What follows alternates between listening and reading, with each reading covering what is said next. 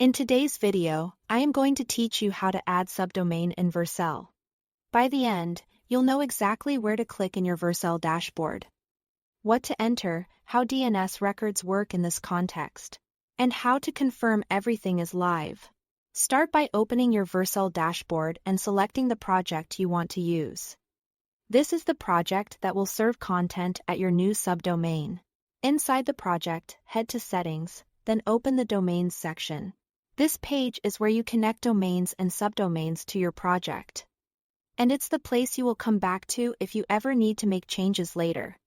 In the domain input field, type the subdomain you want to add. A subdomain is the part before your main domain, such as blog.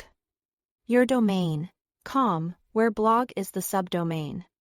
Just enter the subdomain and base domain together. Then click Add. Keep it simple, use only standard characters, and don't include HTTP or HTTPS here, just the hostname. Next, you'll configure DNS. If your domain uses Vercel DNS, you are in luck. Vercel will create the necessary record automatically, and you don't need to make any changes at your registrar. You'll see the record appear in the domains list, and the status will update as it's verified. If your domain is managed by an external registrar, like GoDaddy or Namecheap, Vercel will show you a CNAME record value to use. Copy that value. This is the target that tells the internet where your subdomain should point. Now switch to your domain registrar's DNS settings and create a new CNAME record. For the name or host field, enter just your subdomain label, like blog, not the full domain. For the value or target field, paste the CNAME value provided by Vercel. Leave TTL at its default unless you know you need something specific. Save your changes. It's important to use a CNAME here and not an A record, and make sure there aren't conflicting records for the same subdomain.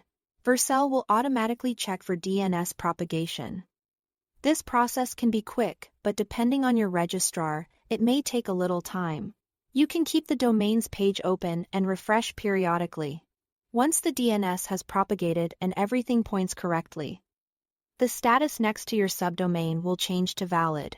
At that point, your subdomain is connected and your project will be served from that address. If verification seems slow, double-check for typos in the name and value fields and remove any old records that might conflict. Otherwise, a little patience usually does the trick. That's all to it. Thanks for watching.